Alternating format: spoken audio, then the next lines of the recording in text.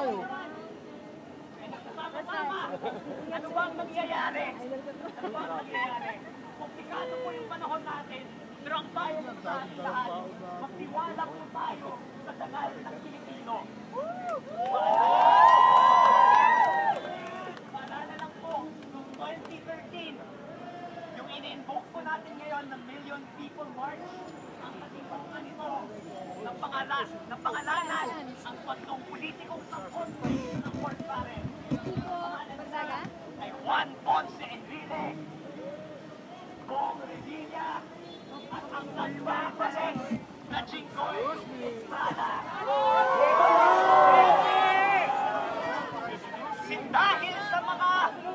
Dahil sa pagtitindig ng taong bayan, nakulong ang tatlong politiko at nung sinubukan nilang bumalik sa poder, si Jinggoy Estrada ay sinipa, si Juan Ponce Enrile ay sinipa, at si Bong Revilla ay ginapang. Isang moral na paninindigan. Ito ay sandali ng panalangin, pagkakaisa at pagkilos laban sa malalim na ugat ng korupsyon. Patuloy na nagnanakaw sa dangal ng ating bayan, nagpapalalim ng kahirapan at sumisira sa kinabukasan. Ang layunin natin ay hindi ang magpasimuno ng kaguluhan, kundi palakasin ang ating demokrasya. Magkaisa tayo bilang bayan ng Diyos, pinagbubuklod ng pananampalataya at malasakit sa kabutihan panglahat. Sa aming nakaraang liham pastoral, Beyond Survival, iminungkahi namin ang mga konkretong hakbang na ngayon ay higit na kinakailangan. I will just mention three or four of them. Number one, maging mapagmatiyag at magsalita. Huwag hayang pamanhidin ng pagkadismaya ang ating konsensya. Tanggihan ang political patronage. Huwag ibenta ang inyong boto o ipagpalit sa pabor. Manindigan para sa integridad ng pamumuno. Pangatlo, sumali sa mga inisyatiba ng parokya at sibiko.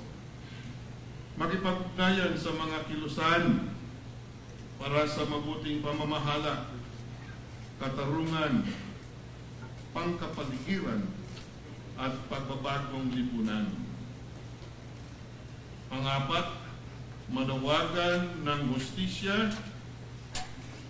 hindi sa kawalang parusa, ipagpilitan ang pagsampa ng kaso sa mga sistematikong nandarambong ng pundo ng bayan.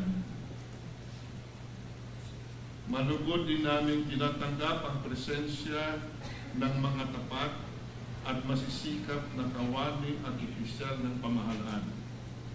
Ang inyong pakikilahok ay patunay na hindi lahat sa gobyerno ay tiwali at na ang reforma ay posible kapag gising ang budhi. Pahayag sa mga kabataan. Marami sa atin ngayon ay nanggaling sa sektor ng mga kabataan. Mga kabataan, sa inyo ipinagkatiwala ang isang natatanging misyon.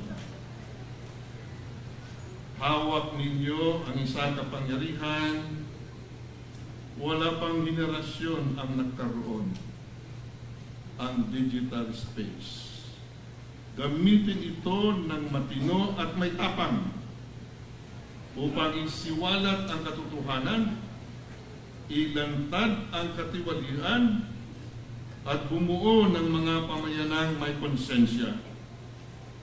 Ngunit tandaan, ang tunay na lakas ay nasa matatag na pag-asa, hindi sa galit, sa katotohanan at pagkakaisa, hindi sa kaharahasan. Huling panawagan ayon sa sulat pastoral. Minamahal naming kapatid, ang korupsyon ay hindi lamang tungkol sa nakaw na salapi. Ito ay pagnanakaw ng kinabukasan.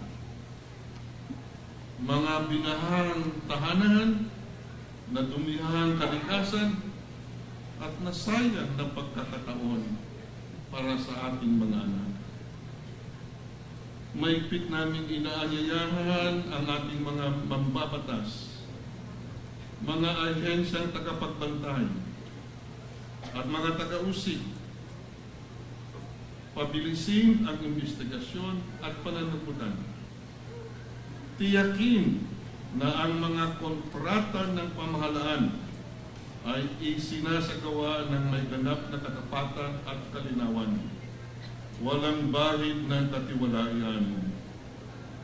Ang taong bayan ay nararapat sa konkretong solusyon, hindi hungkag na mga pangako, hindi walang katapusang palabas politika, hindi pa ulit-ulit na pag-antala.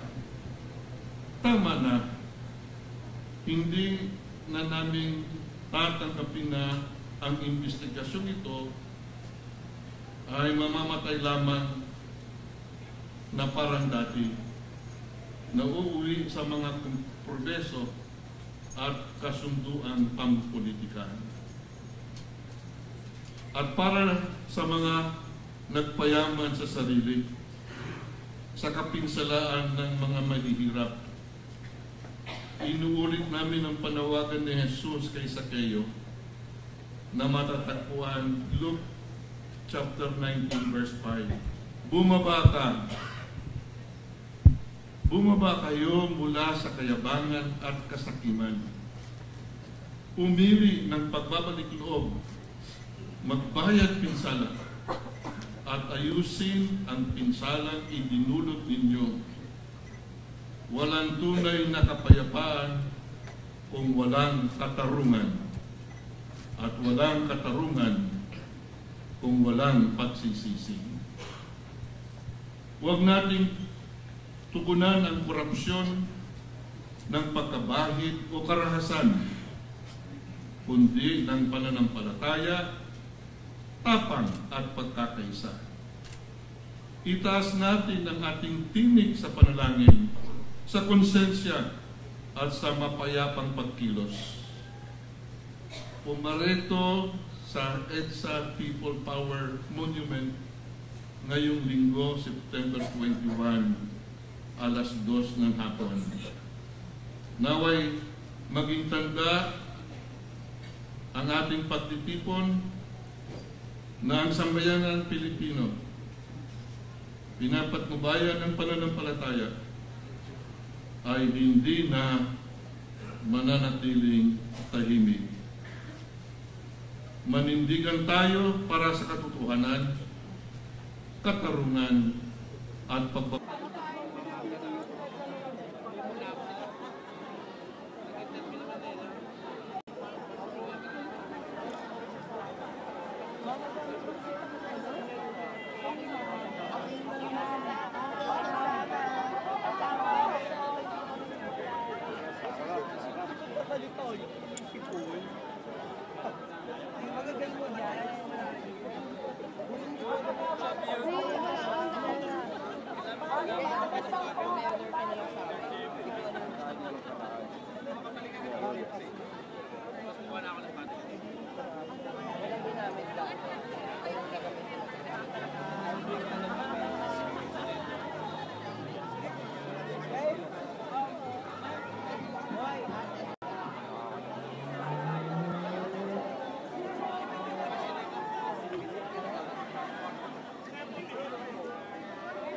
Hello,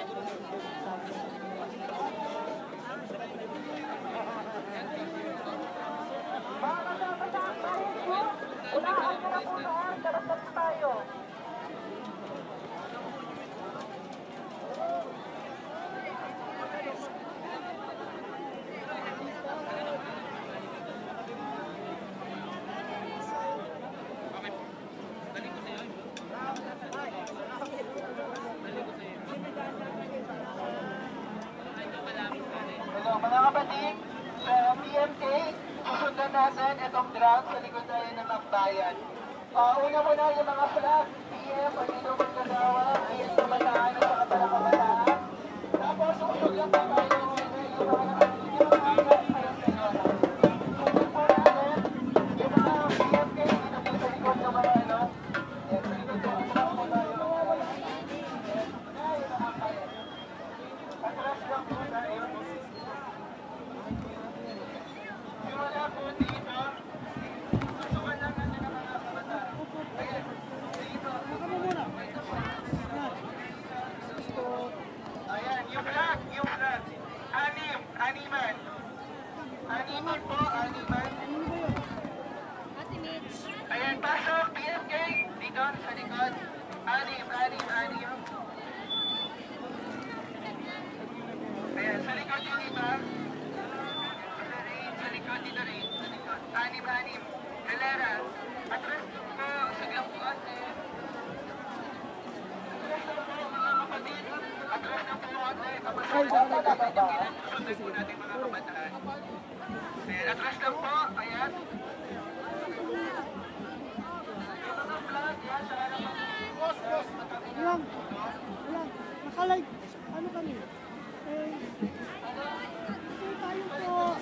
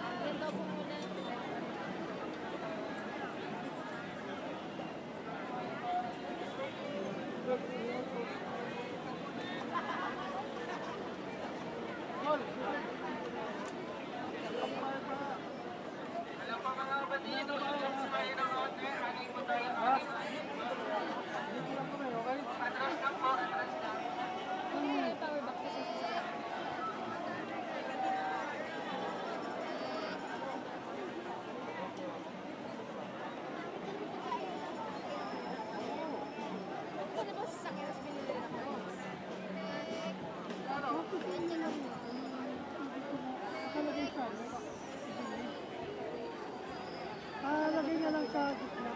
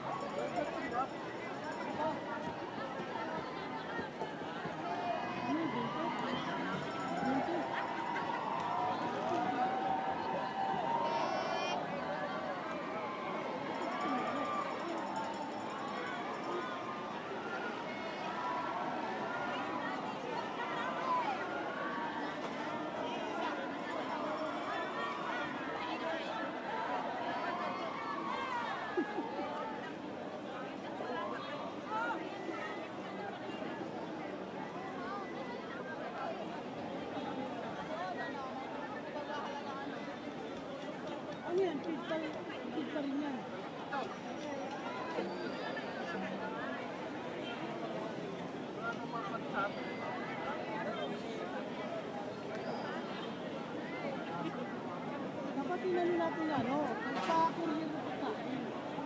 Kasi di tayo makalisal po na kasi.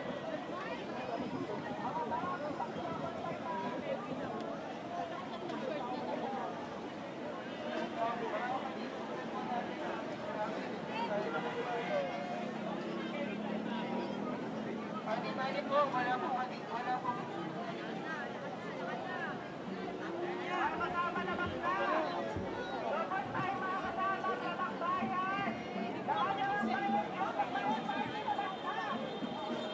Mga kapatid, tingnan po natin ang ating mga katabi.